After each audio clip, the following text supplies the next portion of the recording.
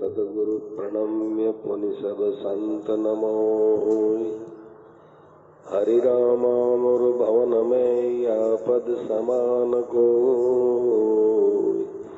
अधम जीव तुम तारिया तुम ही तारे संत। अब कृपा मो पर करहु यो हरिदेव कंत। सद्गुरु से विनती पर ब्रह्म सो प्रणाम। अनंत कोटि संत रामदास निस दिन करूं सलाम। नमो राम गुरुदेव जी जन त्रिकाल के वंद। विघ्न हरण मंगल करण रामदास आनंद राम।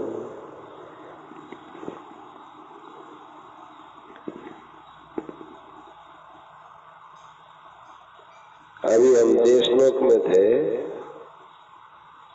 तो कलकत्ते से किसी आदमी ने ये सेठ जी के पेड की पुस्तक गीता प्रेस से छपी हुई नहीं, अलग से छपवाई हुई, वो भेजी और कहा कि इसमें बहुत अच्छे लेख है। बहुत अच्छे लगे, थोड़ा थोड़ा पढ़ा, बहुत अच्छे लगे। शेर जी से किसी ने पूछा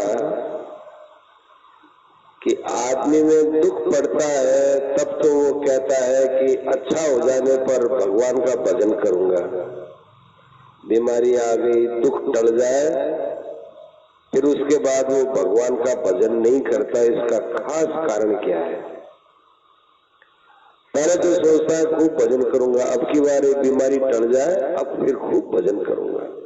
ये आफत आ गई, आफत टल जाए, भजन करूंगा। और जब वो आफत टल जाए, बीमारी भी दूर हो जाए या और कुछ घटना दूर हो जाए, तो फिर वो भगवान का भजन नहीं करता, भगवान अच्छे भी नहीं लगते। कारण क्या है? तो सेठ जी कहते हैं कि देखो, समय को मूल्यवान समझो।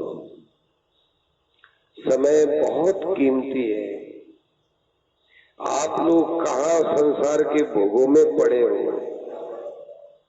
अपनी मृत्यु को अपने पास में देखो, सटी हुई देखो। जैसे आप अपने शरीर पर कपड़ा देखते हो कि ये कपड़ा है हमारा, ऐसे देखो कि ऐसे मृत्यु हमारे साथ सटी हुई है।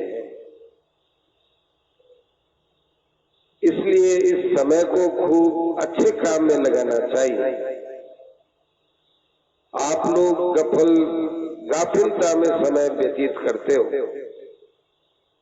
मानव जीवन का कितना ऊंचा ये समय है,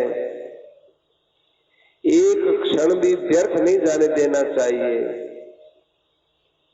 मृत्यु निश्चित है। मैं कई दिनों से ये बात कहता हूं कि एकांत में बैठ करके खूब विचार करना चाहिए और जो साधन हम करते हैं उसमें तेजी लानी चाहिए। जितना साधन तेजी का होगा उतना ही हमारा मन अपने आप भगवान में जाएगा। मन में यही बात समझ करके बैठना चाहिए कि भगवान मेरे साधन भजन को देख रहे हैं। यदि मैंने प्रमाद किया तो मैं भगवान के सामने कैसे मुंह दिखाऊंगा? क्योंकि जैसे मौत आपके पास में सटी हुई है, ऐसे भगवान भी तो आपके साथ ही है। न तो आप मौत को देखते हो और न आप भगवान को देखते हो। आप तो संसार के मौज को देखते हो। इसलिए सब ये गफलत हो रही है। स्वामी जी महाराज ने पूछा कि आपने जैसे साधन भजन बताया है ऐसा तो नहीं किया है और उतना हमको समय भी नहीं मिलता है। इधर आ जाइए सूरदास जी, मेरी आवाज की तरफ। इधर इधर वो माइक की तरफ चला तो भी गाएंगे। आ जाइए आगे, अब यहीं बैठ जाइए, ठंडा है।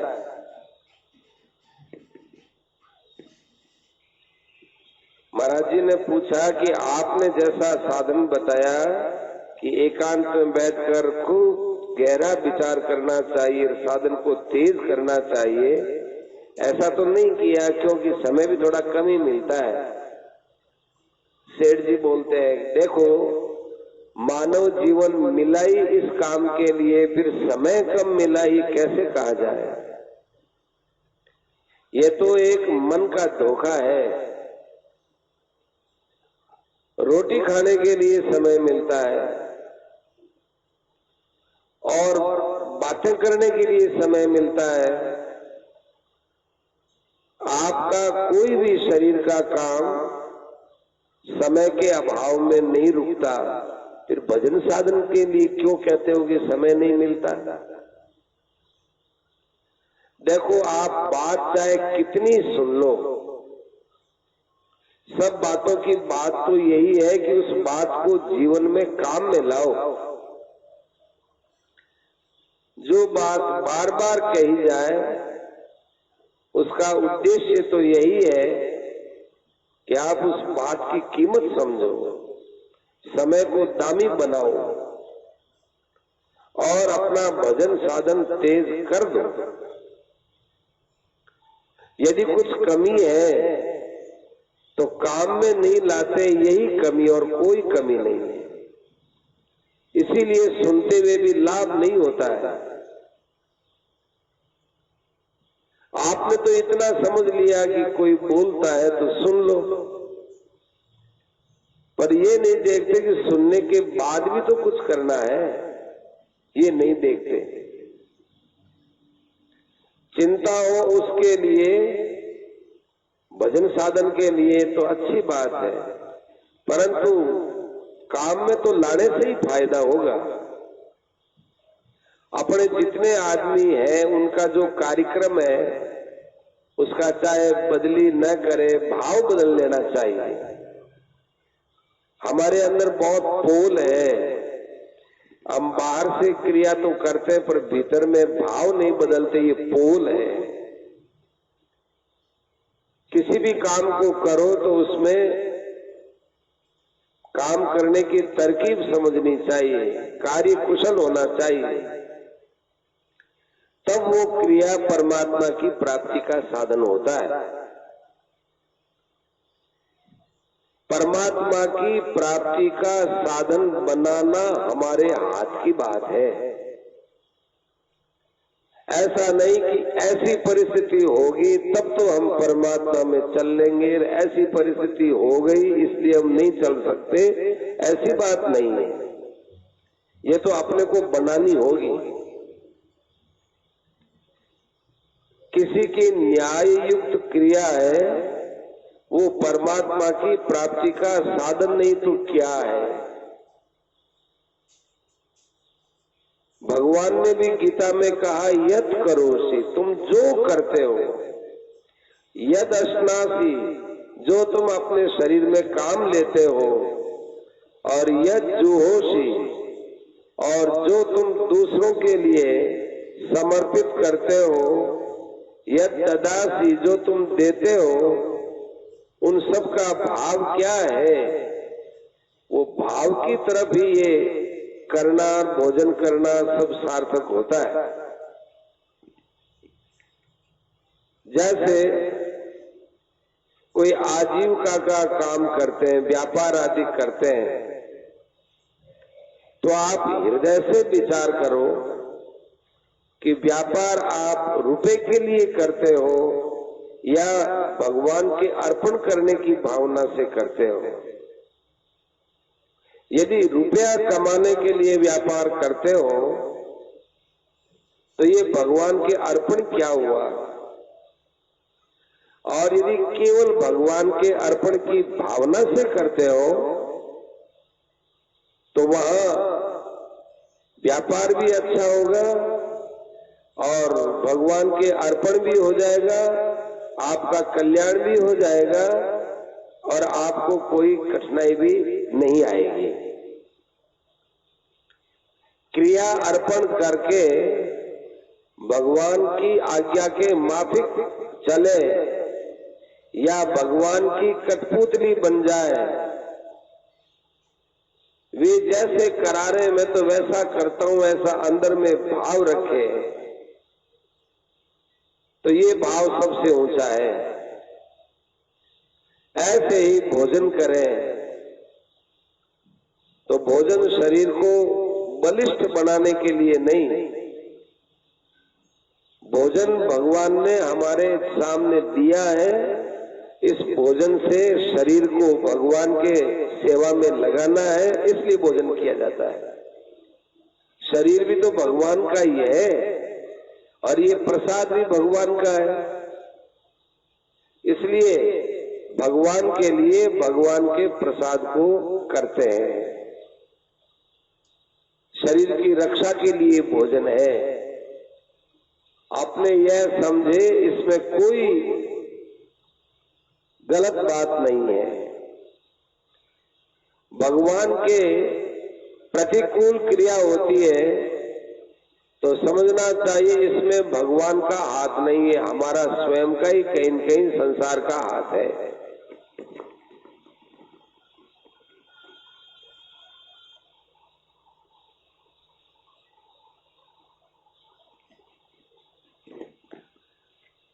भगवान ने जो आज्ञा दी उसके प्रतिकूल हम जो काम करते हैं वो भगवान नहीं कराते हैं। ये लोगों को वहम बैठा हुआ है कि हम भगवान की कठपुतली है तो हमसे कोई काम गलत होता है तो भगवान कराते हैं। ये बिल्कुल गलत बात है। इसमें आपका अज्ञान कारण है, इसमें आपकी संसार की कामना कारण है। भगवान का नाम तो झूठा ही लेते हैं। यदि भगवान के लिए कोई काम करते तो उसमें राग द्वेष नहीं होना चाहिए। आपकी क्रिया में तो स्वार्थ भरा है, राग भरा है, द्वेष भरा है, तभी तो आपको कभी शोक होता है, कभी हर्ष होता है। तो ये काम भगवान के अर्पण कहाँ हुआ? ये तो भगवान के अर्पण नहीं हुआ। अब आप में कोई प्रश्न करता है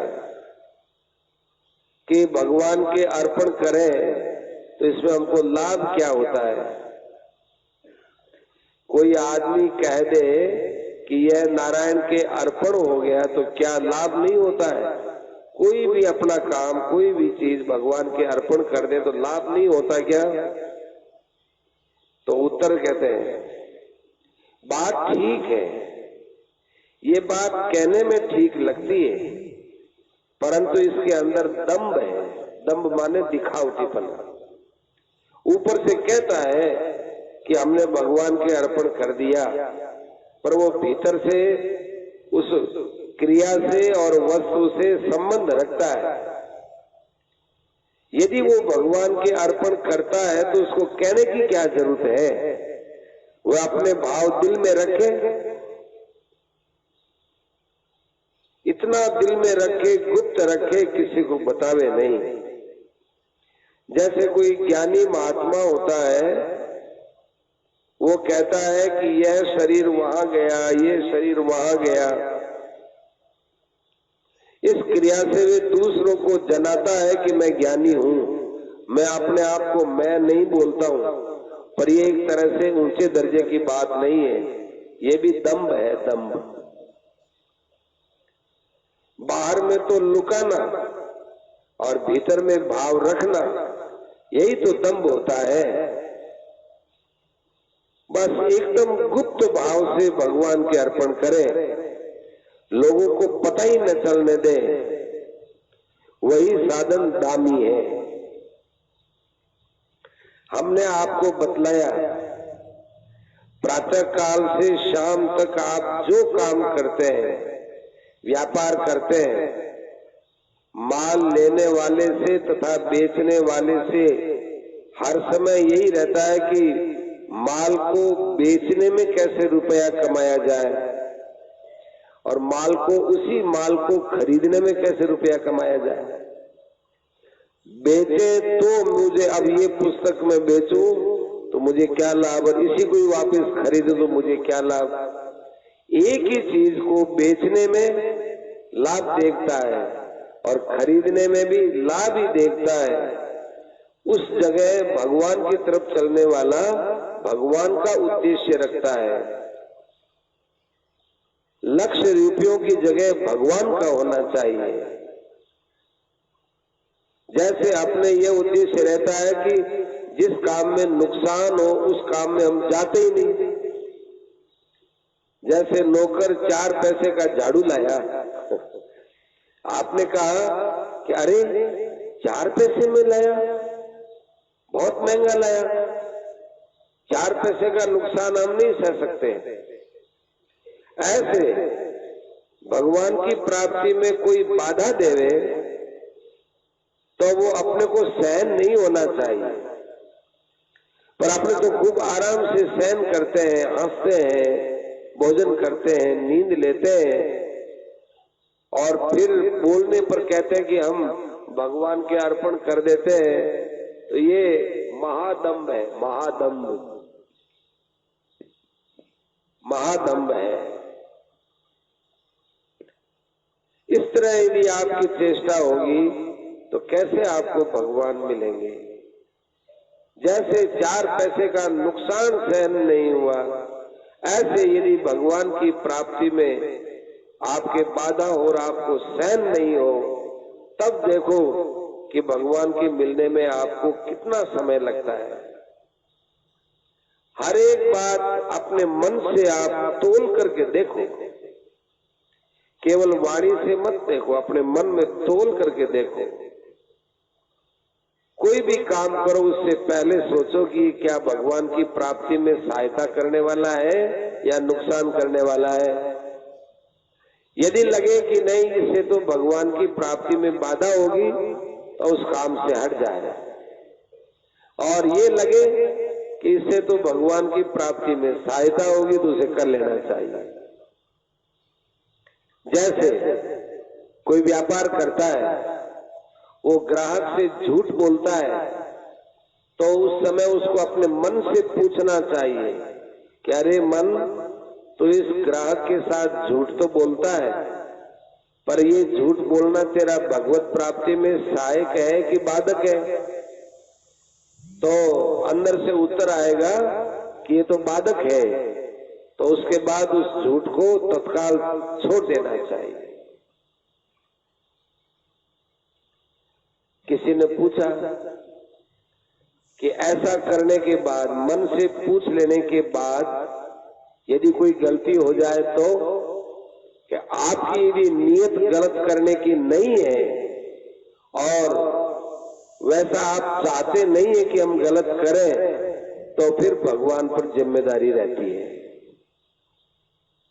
नियत आपकी चाहिए। इसीलिए मैं बोलता हूं कि आप जो काम करें उसमें पहले अपनी नियत को समझें। नियत को यदि आदमी बदल दे तो रुपयों से भी जल्दी भगवान मिल सकते हैं। इससे ज्यादा और क्या कहें। नियत यदि आदमी बदल दे तो रुपयों से जल्दी भगवान मिल सकते हैं। रुपयों में जितनी आपकी प्रीति है उतनी यदि भगवान में हो जाए तो फिर देखो क्या होता है।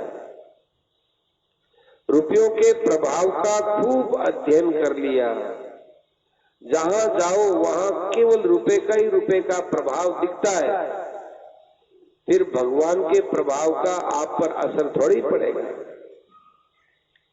आपके मन पर तो एक का ही प्रभाव रहेगा, और जहां रुपयों का प्रभाव है उन्हीं लोगों के बीच में आप रहते हो। भगवान का प्रभाव आपने समझा नहीं। कभी कभी सत्संग में जाते हैं, वो थोड़ी देर बाद चलती तो वो ठहरती नहीं। इसीलिए कहा जाता है कि भाई भगवान का प्रभाव खूब अपने हृदय में बढ़ा चढ़ा करके रखना चाहिए। और देखा जाए तो रुपए से भी ज्यादा प्रभाव हमारे मन में पारस पत्थर का है। यदि हमको ये पता चल जाए कि अमुक पर्वत के अमुक खान में एक पारस है, तो उस पारस के लिए हम दौड़ पड़ते हैं, सोचते हैं कि कैसे उस पर्वत पर जाया जाए, कैसे वहां से पारस लाया जाए और कैसे हम धनवान बने।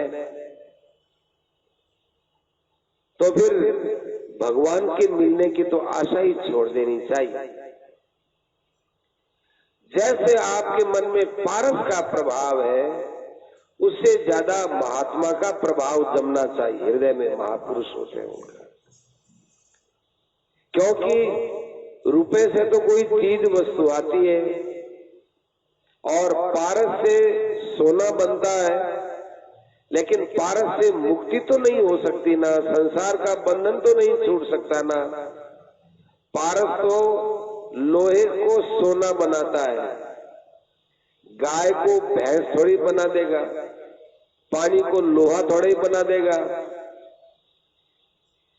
ईश्वर के आगे तो कोई चीज है ही नहीं। परंतु हमने तो रुपयों को जितना महत्व दिया है उतना भगवान को नहीं दिया। रुपया कमाया तो सोचेंगे, मालूम पड़ेगा कि हमने बहुत बड़ी बाधा खड़ी कर ली। तो ये बहुत अच्छी बात है। यदि थोड़ी देर के लिए कोई आदमी गलती से ये समझने लगेगा कि रुपया प्राप्त करके मैंने अच्छा किया, तो सत्संग उसको समझा देगा कि नहीं नहीं, तुम्हारी बड़ी भारी मूर्खता है। और जब अपनी मूर्खता समझ में आ गई तो अपना तो काम हो गया। सबसे ज्यादा कठिनाई यही है कि हमको हमारी मूर्खता ही समझ में नहीं आ रही। सुख के साधन में जितना साधक हमको रुपया दिखता है, उससे ज्यादा और भी कई चीज है, ऐसा मन में समझना चाहिए। देख लो संसार में रुपया खूब इकट्ठा किया, कई लाखों रुपया हो गए।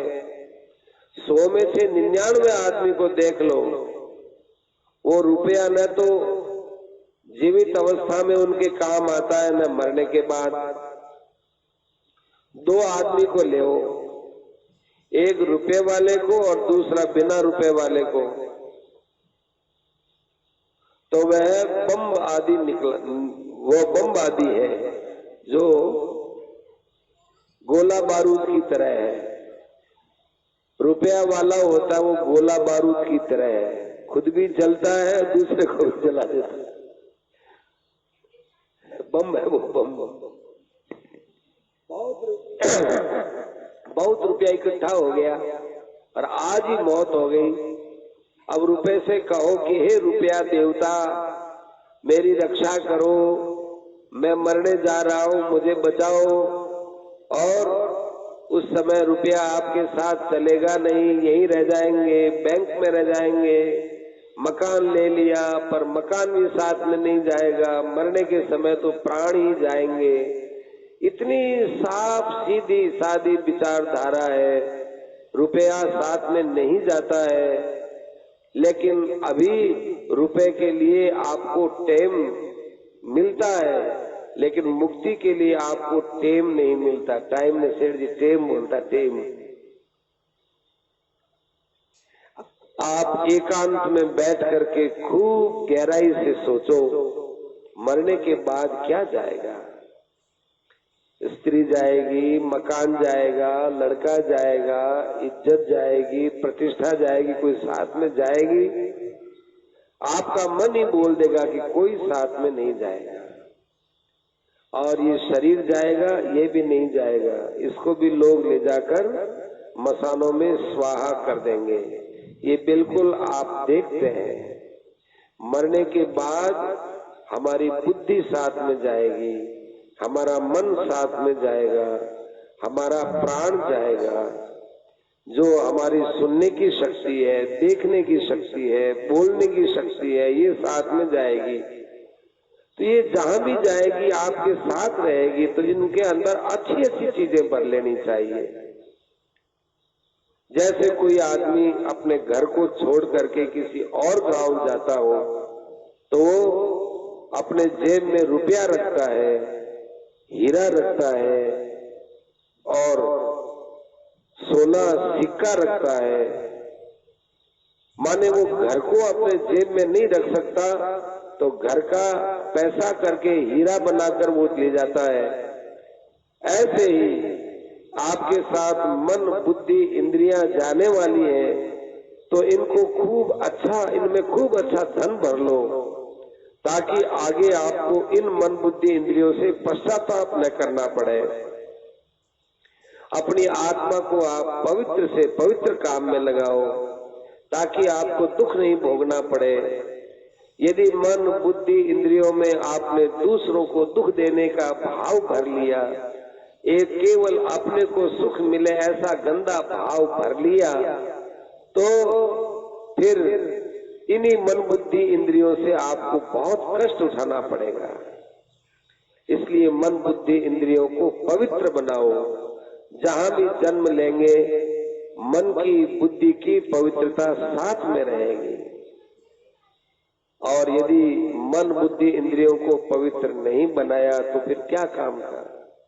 इसमें यदि आपको कुछ खर्च भी करना पड़ जाए मन को सुधारने में, बुद्धि को सुधारने में, इंद्रियों को सुधारने में, यदि आपको कुछ खर्च भी करना पड़ जाए तो रुपया खर्च करना पड़ जाए तो रुपया खर्च कर दो, परंतु मन बुद्धि इंद्रियों को सुधारो। क्योंकि रुपया तो यही रह जाएगा, ये मन बुद्धि आपके साथ जाएंगे। अब किसी ने पूछा कि रुपया खर्च करके मन को कैसे वश में करें? मन को तो ध्यान से वश में करें, योग से वश में करें, लेकिन रुपया खर्च करके मन को कैसे वश में करें? तो सेठ जी ने उत्तर दिया, आपने ये बात पूछी, अब मैं इसका उत्तर देता हूं। आपने सोचा कि मन कैसे वश में होगा रुपया खर्च करने पर। अब थोड़ा विचार करो, अमुक का मन वश में है, बस उसके पास गए, माने किसी संत के पास गए, उनसे विद्या सीखी, उसके लिए रेल भाड़ा लगा, किराया लगा, खर्चा लगा, खुद के खाने का खर्चा लगा, तो ये खर्च करना है। इसलिए अपने मन को वश में करने के लिए यदि कुछ खर्च भी करना पड़े तो वो खर्च करना बहुत श्रेष्ठ है। संसार की जो चीजें हैं उनमें जो मन जाता है ये अपने मन का सबसे बड़ा मेलापन है। जैसे हमारे शरीर में कोई बीमारी हो जाए तो उस बीमारी को दूर करने के लिए हम डॉक्टर के पास जाते हैं, क्योंकि वो बीमारी हमको अच्छी नहीं लगती है, उस बीमारी से हमारी प्रीति नहीं है। इसी प्रकार संसार के अंदर जो हमारा भोगों में मन जाता है, इसको बहुत बड़ी बीमारी समझनी चाहिए और इसके इलाज के लिए रोना चाहिए, भगवान को कहना चाहिए, भगवान की शरण में होकर के रोना चाहिए और कहना चाहिए कि हे महाराज, हे प्रभु, हे भगवान, मैं आपकी भक्ति करना चाहता हूँ, परंतु ये संसार के विषय जिनमें कभी कामना पैदा होती है, जब कभी क्रोध पैदा होता है, लोभ आता है, ये मेरे आपकी भक्ति में बाधा देते हैं। ऐसे रोने से आपका अंतःकरण पवित्र हो जाएगा और आपका जन्म सफल हो जाएगा। और मान लो पूरा पवित्र नहीं हुआ, पूरा सुधार नहीं हुआ, तो भी घबराने की बात नहीं है। जहां भी आप मरने के बाद जाओगे वहां इतना काम तो आपको तैयार मिलेगा। इसलिए इस मार्ग में कभी कोई डर चिंता की बात है ही नहीं। अपने अंदर जो मान, पाखंड और दंभ आदि है, दूसरे की बुराई करने का भाव है, इसको एकदम मन से हटाना चाहिए। क्योंकि आदमी ऊपर से तो साधन भजन करता है, पर अंदर से अपने कमजोरियों को छोड़ता नहीं है। देवी संपत्ति को धारण किए बिना भगवान के भजन का ऊपर ऊपर से पालन करता है, वो बढ़िया नहीं बनता है। अपने परिवार में भी अपनी स्त्री को, अपने बच्चों को भगवान के भजन की प्रेरणा देनी चाहिए। इससे एक बात ध्यान में आएगी कि आप यदि अपने परिवार में बोलेंगे तो आपका मन आपको सावधान करेगा कि अरे तू अपनी स्त्री को भजन के लिए बोलता है, तू क्या करता है? अपने पुत्र को तू भजन के लिए बोलता है, पर तू स्वयं क्या करता है? तो स्वयं में जागृति आएगी। तो इससे भगवान भी प्रसन्न होंगे और भगवान के प्रसन्न हो जाने के बाद फिर आपकी ये सब चीजें मुक्ति देने वाली हो जाएंगी। ये बढ़िया बात है, ये सेठ जी की बात है। हाल हो रहे आपने समय हो